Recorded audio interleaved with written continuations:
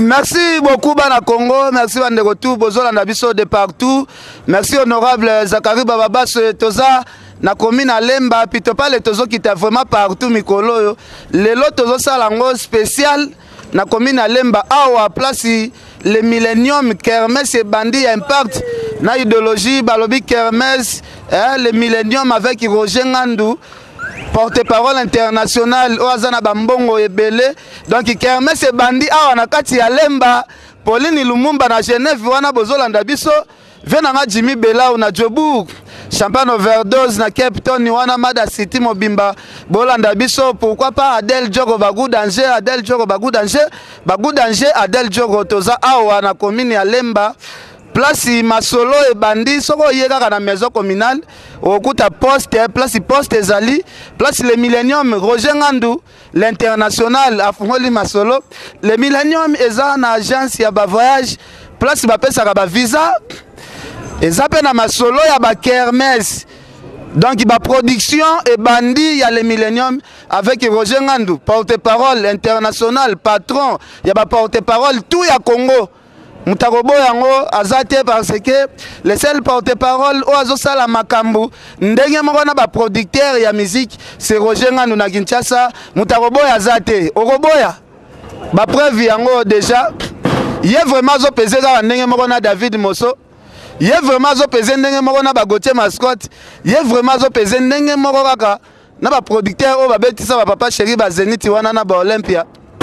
L'international Roger Ngandou, patron au Haouti na États-Unis, patron vraiment au Haouti États-Unis, le Millennium yango et Bandi déjà, patron au Haouti sombe la bine loko alito ya $3500 et ça les maté depuis papa Wendoti na bébé Chanda, musicien morote à somba et loko alito ya $3500, patron Roger Ngandou l'international Kolo le Millennium à sombe libino na asir bana monde entier. Docteur Hakim chez B. José, le numéro 1 africain en phytothérapie. Docteur Hakim Alobi, malade nyoso et bikaka, sauf liwana kimobange, ne et bikaka te. Tozali n'a pas produit à grossissement des fesses et des seins. Agrandissement pour hommes, longueur XX. Et l'ombe ya papa est comme un moulaï pe munene. Poudre magique, pona kobongisa nzoto ya bomwasi, elongwa solo, mai te, foko pete. Monoko solo, nzoto solo, diabète, hémorroïde, faiblesse sexuelle, myome, kyste, fibrome, hernie, prostate, sans opération. Ozalina li bumumunene lokola yangando, carie dentaire, règles douloureuses, paralysie, rhumatisme, épilepsie, anémie SS. Cabinet Docteur Hakim, Atinda Kabakisi nae, P et Komaka. Le numéro 1 à traitement naturel. Ndeko chinois yo aza komela bakisi na biso po azala na makasi ya kotombola biloko oyo tozali awa na kati ya Ngwanzu. Ndeko boza komona awa mwana na ye ya sufraki mingi na épilepsie, siko lelo grâce à traitement naturel épilepsie na ye esili pesa bandeko mbote oyo nyonso baza kuna. Donc apesi mbote abande ko souffrir na hernie, lelo abiki na hernie. Je remercie le docteur Hakim pour tout ce qu'il a fait dans ma vie. Merci na salle échographie. Aza mwana mobali. Akopesa ekomba docteur Hakim. Ninashukuru kukutana na docteur Hakim. Tozali na rond-point Victoire na avenue Ikelemba A9 na sima ya BKTF Acropolis. Ngaba croisement Kianza Université are Vodacom, même bâtiment na shop ya Orange na Vodacom. Njili ya Rebitabe en face ya deuxième porte ya marché à Liberté na immeuble ya Auto École Camps. Cité verte are Libulu à côté ya Grasse Market. Tambonzela ma campagne entre Yare Mabaya na Maison Mungu avenue Vivi numéro 23. Brazzaville na Texaco la Cheme 99 rue Congo pembeni Yare ya Basansa oyo kendaka mkondo la base. Pena Makelekele are Angola libre en diagonale avec la chaumière. Benga biso na Kinshasa na 089 86 27 692 081 99 91 100 na Brazzaville 05 360 82 26 04 487 51 15. Démonstration Zali, l'international. Ouais. Bonjour. Bonjour cousin, Denis. Bien, Boni. Ça va par la grâce de Dieu. Tomonio awa nga lobaki na yaka na ndenga surprise. Masolo ngo c'est comme pena réaliser quoi. So abana nzambe. Toi, Bananzambe, il y a eu trop de soucis à Mboka Nabiso. So bamoni mutazo évoluer tozo sala likambo eza bien pour population et au bénéficier nango ba croque jambe ezanga raté. Mais tellement on est fort spirituellement, financièrement et physiquement. Et ça que voilà, les jaloux sont confondus. Donc Hermès Ovalobaki Rosalate, ba mauvaise langue, yango yo morosa sur place. Donc ezo sala mapena. Est-ce que espace à moneno pour na mon espace à monene ezaka na compte ya le millennium de besoin espace nyonso ou bien sangisi na bato? Non, na sangisi na mutute les espaces à le millennium.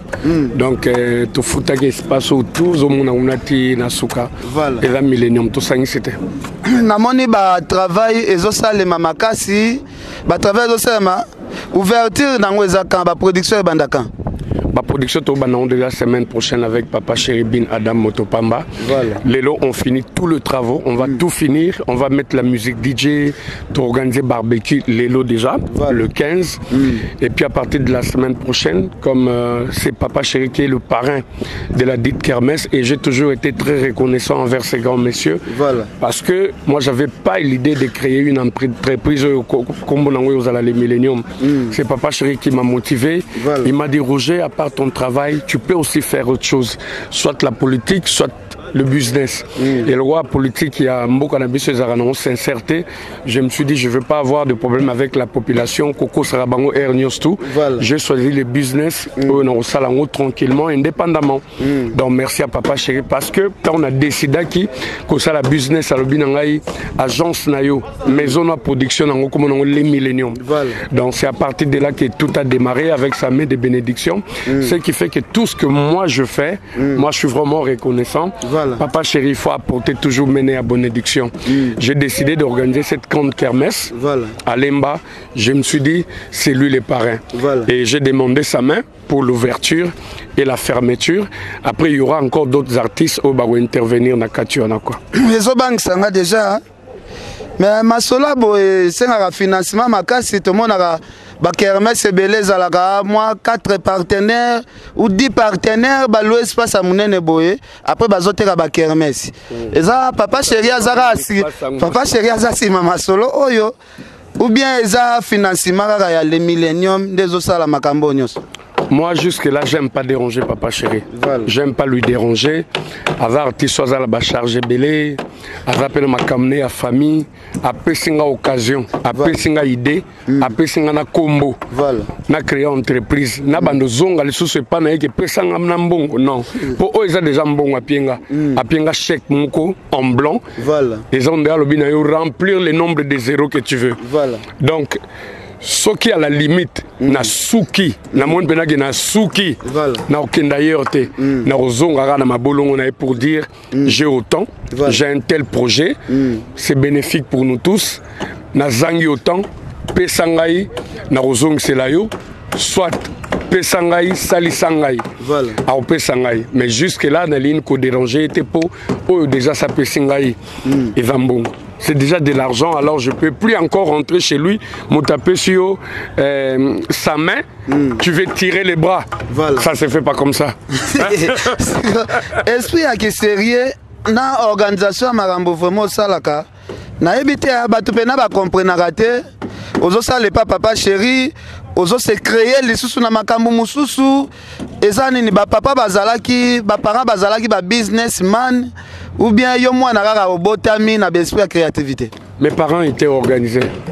Mes parents étaient organisés et mon père aussi, j'étais enfant mais bandai ko formé nga son na yeba.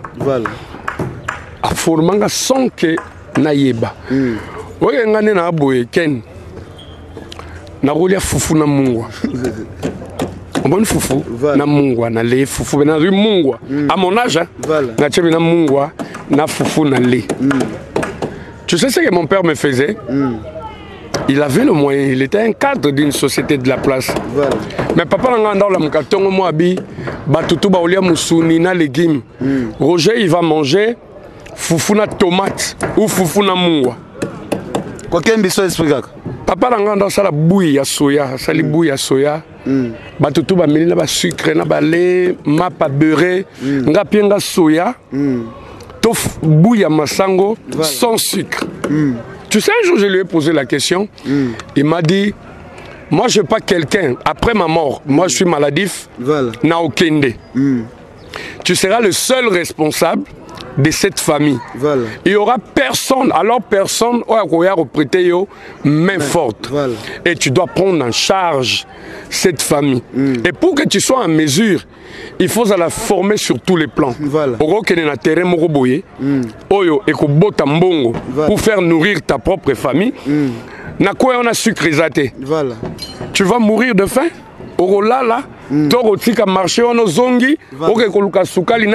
Non. Alors il faut me la bouille parce que je recommande un terrain au bouille après il faut me la bongo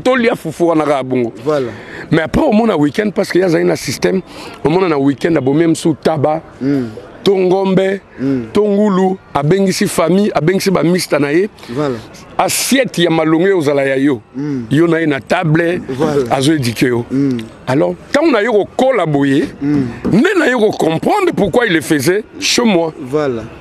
Tu sais que moi jusqu'à l'âge adulte mon père me tirait les oreilles, il me tapait pour que j'aille à l'école. Nga papa nanga tinanga na université azolanga na chambre na homme et puis ezala raté au mona yé parent nanga kendaka na valve ko ke kotala ba résultat nanga na université. Les lettres administratives ozaki ya musala na ye abanda oya na ndaku apesi ngai papier duplicateur na stylo. Écris-moi ça. Ou bien idée nanga zabou, vas-y écris. C'est aujourd'hui que j'ai compris qu'il m'avait formé par rapport à ça. Et mon père la fin du mois, ils avaient vendu un camion et un sac à mbongo. Mais ça, papa, je veux le basket. Abi non.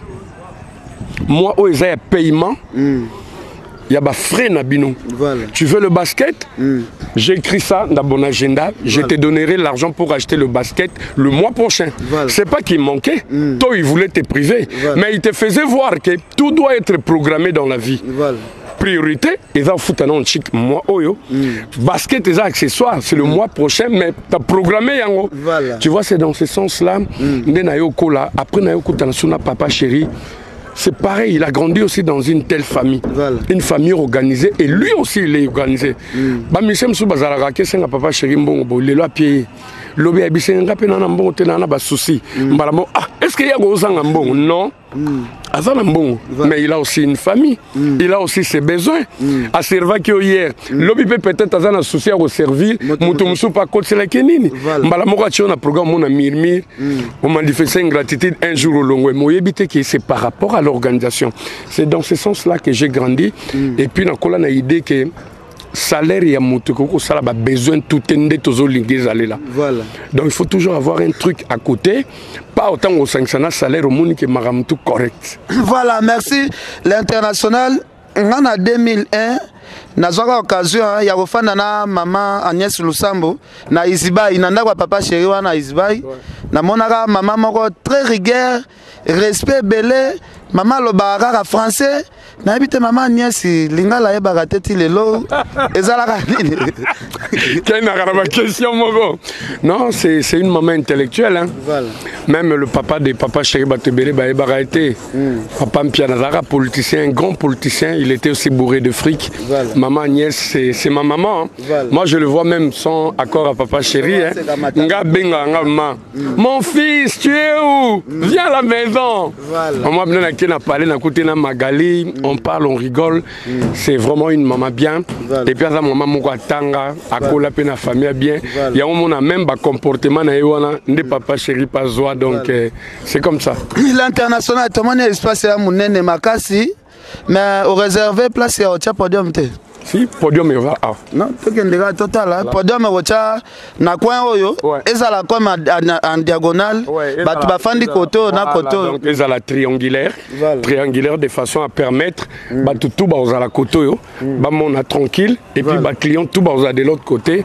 Donc voilà, j'ai essayé d'équilibrer et aux à mon position tout les conteneurs de la position. Ben nous les podium et aux à la montée donc c'est à peu près là pour faciliter aux deux sens de bien voir les artistes qui seront les collés à podium quoi. Merci. Vous s'organisez comment? Est-ce qu'il n'y a pas Wenge BCBG? Ce qui est mouvement, Moussou a besoin et se produit awa. Vous acceptez facilement? Oui, j'ai déjà des très bons contacts. Na ba mise ou ba sollicité biso, na o biso to sollicité. Donc il y a Ferrigo là qui va jouer sans souci. On est déjà en contact. Il y a le président Félix Oazé quoi, sans souci, il y a pas de problème. Le président Nyoka Longo. No blème. Il y a Fabregas qui a demandé de venir jouer. Il y a mon jeune frère Robinho. Il écoute à moi dans Absolument. Tu sais que moi je lui ai vu grandir. Hein? C'est mon jeune frère tout mignon là. Donc voilà, il y a moi dans Lemba, on est à fief naïe. Héritier Pakola awa Nangambwa. Voilà, héritier s'il rentre après concert naïe sur Zongikin à Obeta sans problème. Donc moi j'avais dit je mâche pas les mots. Bah artiste Nyoso Oyo. Bazana microbe té na relation na bangona papa chéri ba oya obeta ce qui y a un souci na papa chéri franchement je suis désolé ba repona na ba kermesse msusu voilà totambola na biso na moni pe ba porte ba stand ngo za belé 6 mètres oh ya le millénium voilà parce ba musée bando ya vendre avant les concerts bazo zo boire donc 6 mètres qui a kiosque le millénium voilà et puis ça c'est à ma sœur elle voulait juste être à côté de moi na yoga qui pas dimbela le pumba ya voilà. Déborah Ngandou et puis là c'est les clients voilà. Bah, zui, et puis de l'autre côté aussi les clients là, alors il y a une dame qui a fait construire voilà. trois kiosques donc net il y a 6 mètres épais voilà. Il y a l'inga qui était bakabula 2 mètres voilà. Abiba Tongileka une pièce voilà. Il y a 6 mètres et elle a payé pour 3 kiosques bah kiosque n'y a ceci ou bien bateau bah on a besoin peut-être bazo pe ba kiosque pot na moni déjà komi ba komba bato c'est-à-dire que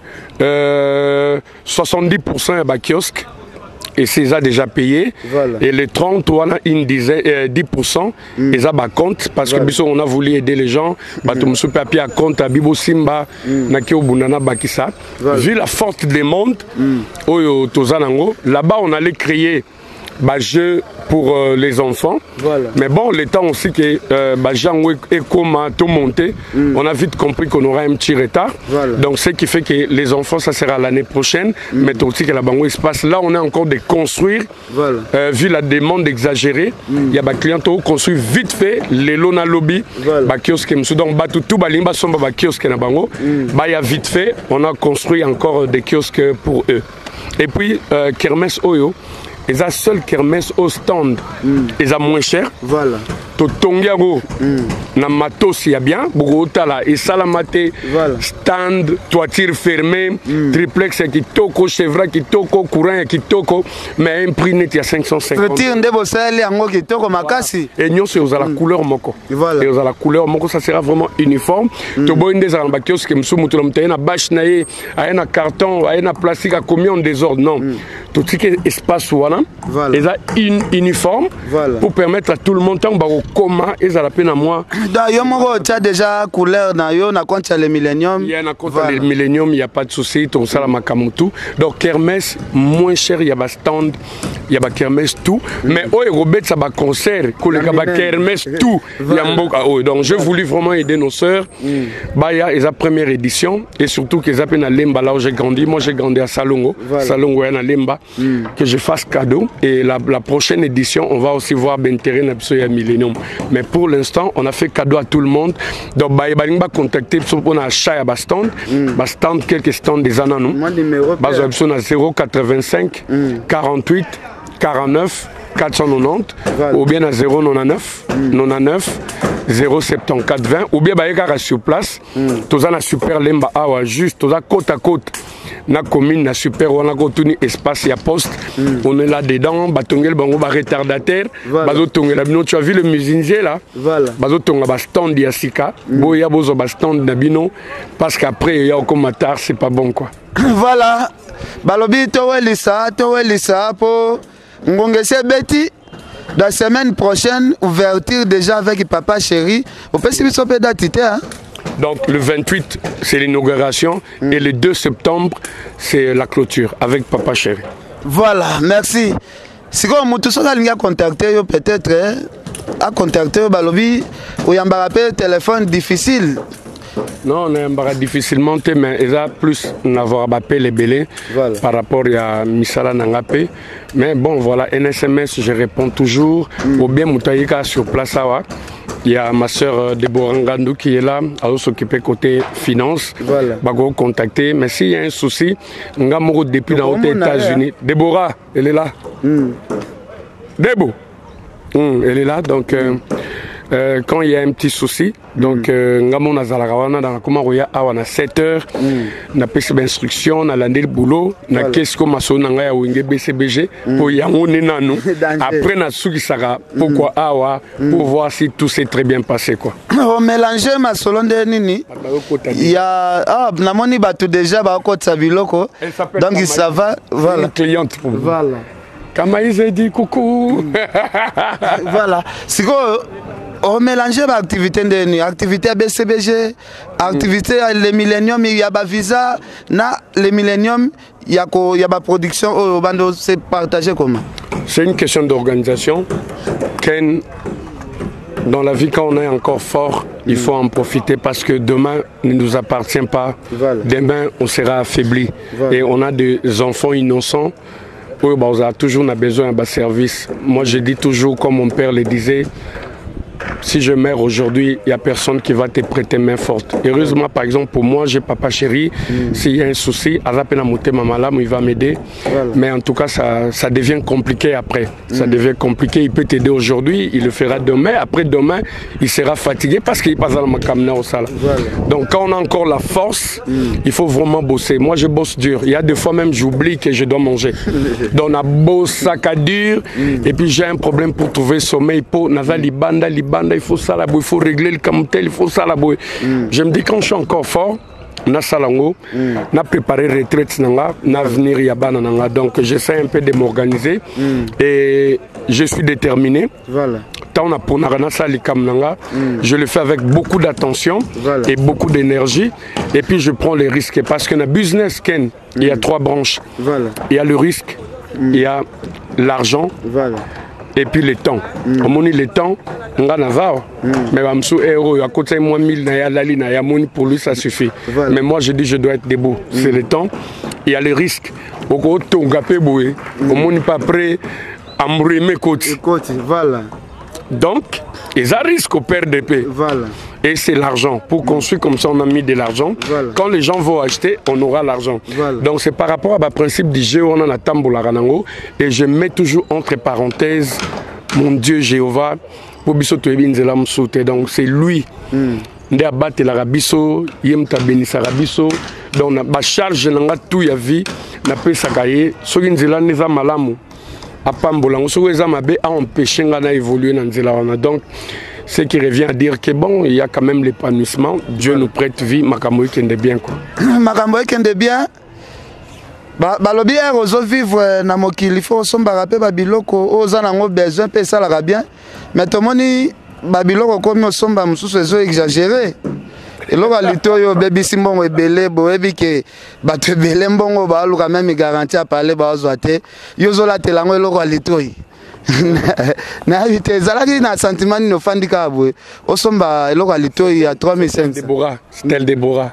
Déborah Ngandou. Lui c'est mon cousin Patrick. Voilà. Malobité, il faut la soutenir à faire. Voilà. Il faut la foutre à kiosque. Voilà. Mais c'est un cousin proche à moi. Voilà. Donc voilà, ça se passe comme ça là, il est en train de payer son fric. Voilà. Donc c'est bon quoi. Bon par rapport à l'autre alito Ken. Moi je le fais pas pour prouver aux gens. Non, ça là on peut être par défi. Voilà. Je le fais pour me faire plaisir. Nous avons tout à l'heure, nous avons besoin de quoi maratala ken aux allez nos côtés mouroboy. Ngane na bengo pour aller longane na bengo ken yara to ça na kermesse. Danger. Au dépenser d'énergie nous pour arriver jusqu'ici. Voilà. Tu vois, tu as pris tout le risque. Voilà. Nous autres quoi. C'est pareil avec moi. Je t'ai dit tout à l'heure, je trouve plus sommeil. Dans un téléphone, aux aplastel cap pour nous lucambon. Mais nous autres on peut aux ça la gembon on peut quota. Pour ça, on peut plaisir une fois dans la vie. Ma beza, il y a un endroit les Canadiens aux États-Unis, à San Francisco, na moni bijouterie moko boye, ba on batte kaka or blanc na diamant. na keta on a checké na vitrine par distraction. Paf, je suis tombé sur ça. Voilà. J'ai aimé pour la linga blora mato ya forme oyo et puis le gars me dira c'est éternel, c'est la boucle d'oreille à vie. Et puis par rapport à facture ba piengai ba selinga garantie à vie aussi. Donc même si je fais 20 ans avec jour na rosepela nango souté je vais changer d'article na keka na zongi ici na ba facture nango na garantie ba zongi selinga $3500 nanga. Donc ils ont tout ça bon na banque vani nango parce qu'on a son mango localité na misala ta plaisir une fois ma beza. Merci. Mais biloko ngo comment lata et comment net provocation. Bilamba veste à $, au teka ngovio kabana. Oh, ils ont na garde-robe. Il y a na garde-robe et vandi nango na. Il y a pièce à collection. Voilà. Mochino sala ngosu. Tende sali nka wane isil na magasin silipé. Kuda mikolo na moni ba chinois ba sali yango mais ya bango ya différent po mon chino so tali yango ya solo voilà au mona ki asala ba esone za ba chaîne ya pe na chaîne voilà mais so tali mingi bimi mikolo ya neti ba es mo ya ti papier mo ya doré ya munene awa ya munene exagérer ba es yango na maboko na mukongo donc yango te chinois sa sali mais on a des pièces de valeur quand na tanda ba pièce na ngai wana bana so ba kol na sa ba moni pièce papa na mino ken na sala ngo mobulu na mon pièce donc c'est comme ça. Voilà. Bilamba, la fringue c'est toute une histoire. Voilà. Fringue y a raté les lobotami au sombi les lobani makamba fringue. Voilà. Fringue est histoire année telle maison telle salara pièce boy les alara na prix tel yango année telle donc c'est comme ça quoi. Voilà. Tokomina biso na suka, merci honorable Zakari Babaswe. Merci PDG Cardozo Mambawankena, patron bourgeois, PDG Cardozo Mambawankena. Na koti ke lope micro au présenter la batu bastan dango. Na habité. Ouais. Elles sont là, Rachel elle est où? Rachel. Elles sont là, donc il y a les travailleurs, il y a le menuisier, ils ont la uniquement pour mettre la propriété, voilà. Et puis il y a le maçon de l'autre côté, et puis la régie des eaux nationales. Bazawana, bref, tout dans la tendance, il y a la sécurité aussi. Voilà. Mettre États-Unis, mettre États-Unis, donc mettre États-Unis. Il fait la loi, c'est pour dire que côté sécurité, tout est assuré parce qu'il y a le maître. La loi na lemba. La police en complicité avec l'OCPT. Le quoi peut être il y a beaucoup de bien, il y a Toussaint. Azawana y pas pour la sécurité. Bien le roi est dans la commune nanga. Je rajoute encore quelques éléments. Tozu PEM, bazana Katiwana et puis tozu sécurité privée ou agent soana. Donc awa ata mutonga baoyi bate et kobunga te. Les musiciens seront en sécurité. Makamtuza pepele côté électricité. Il y a un élec qui sera là en permanence. Pour l'année là-bas faire tozu ba ligne belé. Côté Maïkoutou n'en parlons pas. Donc il y aura des groupes électrogènes pour stabiliser le podium et les instruments. Bref, vraiment tout est nickel. Merci. Spécial à ceux qui parlent de la propriété. Donc, tu as un terrain comme un meublé propre. Ils ont un outil de travail d'avant. Donc, ils vont s'occuper vraiment. Jour et nuit. Et puis, les voisins, on a vraiment, il y a les locaux. Les voisins, ils sont intervenir. Il faut peut-être apporter une pierre. Il y en a, ok, beau travailler, il n'y a pas de souci. Donc, je suis avec eux, je travaille avec eux. Est-ce que vous avez guitare? Papa chéri, papa chéri. Non, chaque jour, tu as 10 000 à Moutou. Chaque jour, tu as 10 000. Chaque jour. Merci. Tu as vu que tu partager bien. Moi, papa chéri, moi. Tu as vu que l'international partager bien. Côté, on n'a pas de soucis. L'international a vidé nanga. Tu as vu que solo là. Ils sont là, donc c'est bon. On va au foot à stand dans bango. Carrément, on va au porte, na fenêtre, décoration na bango bandi. C'est bon dès ce soir. On va roter comme appelé na bango carré. Merci beaucoup. Merci Crisco. Alain Manganza. Tosuki wana Del Jogo bagou danger. Jimmy Belaou. Nathalie Neymar na Texas. Nathalie Neymar. Merci na Pauline Lumumba na Genève. Pauline Lumumba, Gauthier Mascotte, Angèle Moussoili Makizembe, Rosimbuta. C'est l'info. Bana monde entier, Docteur Hakim Chebi José, le numéro 1 africain en phytothérapie. Docteur Hakim alobi maladi nyonso ebikaka sauf liwana kimobange nde ebikaka te. Tozali na ba produit ya grossissement des fesses et des seins, agrandissement pour hommes, longueur XX. Elombe ya papa ekoma mulai pe munene. Poudre magique pona kobongisa nzoto ya bomwasi elongwa solo mai te foko pe te. Monoko solo, nzoto solo, diabète, hémorroïde, faiblesse sexuelle, myome, kyste, fibrome, hernie, prostate, sans opération. Ozalina li bumu munene lokola ya ngando, carie dentaire, règles douloureuses, paralysie, rhumatisme, épilepsie, anémie SS. Cabinet Docteur Hakim atinda kabakisi na ye pe ekomaka. Le numéro 1 à traitement naturel. Ndeko chinois oyo aza komela bakisi na biso po azala na makasi ya kotombola biloko oyo tozali awa na kati ya ngwanzu. Ndeko boza komona awa mwana na ye sufraki mingi na épilepsie. Siko lelo grâce ya traitement naturel épilepsie na ye esili. Pesa bandeko mbote oyo nyonso baza kuna, donc apesi mbote abande kosouffrir na hernie, lelo abiki na hernie. Je remercie le docteur Hakim pour tout ce qu'il a fait dans ma vie. Merci na sali échographie. Aza mwana mobali. Nakopesa ye komba ya docteur Hakim. Ninashukuru kukutana na docteur Hakim. Tozali na rond-point Victoire na avenue Ikelemba A9 na sima ya BKTF Acropolis. Ngaba croisement Kianza Université are Vodacom, même bâtiment na shop ya Orange na Vodacom. Njili ya Rebitabe en face ya deuxième porte ya marché à Liberté na immeuble ya Auto École Camps. Cité verte are Libulu à côté ya Grasse Market. Tambo nzela ma campagne entre Yare Mabaya na Maison Mungu avenue Vivi numéro 23. Brazzaville na Texaco la Cheme 99 rue Congo pembeni Yare ya Basansa oyo kendaka mkondo la base. Pena Makelekele are Angola libre en diagonale avec la chaumière. Benga biso na Kinshasa na 089 86 27 692 081 99 91 102 na Brazzaville 05 360 82 26 04 487 51